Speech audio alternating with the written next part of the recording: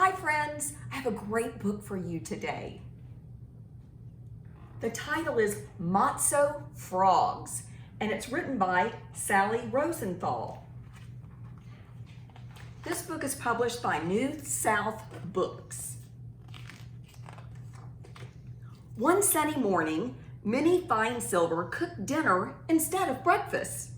That night, her favorite cousins were coming to her house for Shabbat dinner, and she wanted to be ready.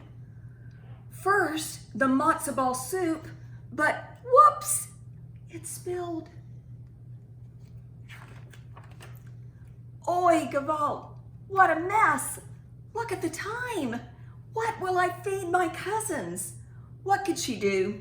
She had promised to spend the day helping her friend, who was laid up in bed with a broken leg. Shabbat wouldn't wait for her to cook something new.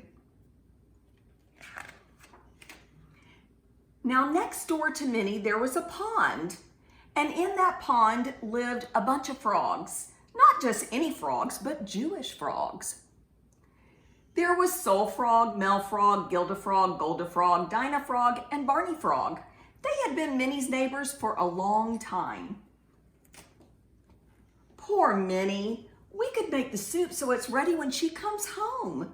I agree. It would be a mitzvah. A mitzvah? A mitzvah. You know what it is, right? It's an act of kindness. We could do that, the frog said. Everyone knows frogs have long, sticky tongues for catching flies, but frogs can use their tongues for lots of other things too, like reading and grabbing spoons and gathering their friends for help.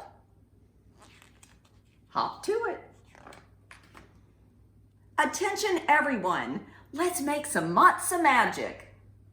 Matzo ball soup. Ingredients: water, matzah meal, 2 bouillon cubes, 1 carrot, and a sprinkle of salt. Geronimo, the flames on. Add 2 cubes of bouillon to make the broth and stir. Good job, frogs. While the other frogs stirred the broth, one frog worked alone. Soul Frog was an artist. He mixed the matzo meal with a bit of water to make a sticky paste. What a fabulous material, he thought. It's even better than Play-Doh or clay. Soul sculpted a dozen matzo balls, but he wondered what else he could create. He saw the frog in the matzo ball and carved until he set it free. Next, chop 1 carrot and add it to the broth. But how to push the knives through the carrot? Hop, hop, hop. Next, add matzo balls to the soup. All together, they chanted, 1, 2, 3, catapult. And the matzo ball sailed through the air. First one, plop, then another, plop, plop, until all of the matzo balls that Saul created were in the pot. Plop, plop, plop. The soup is looking good. They were finished, almost. The frogs left the kitchen spotless. That's great to clean up your mess after you're finished. They would sleep well that night. Whew.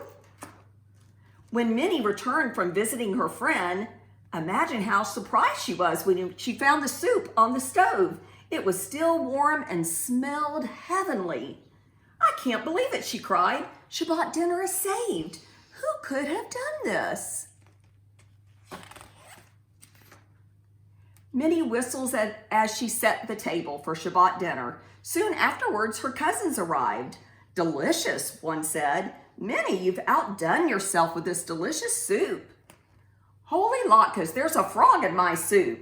And that's when Minnie knew. That night, before she went to bed, Minnie left a little treat for her friends to enjoy. And the note says, one mitzvah leads to another. Do you think you know who her friends were? We know it was the frogs who helped.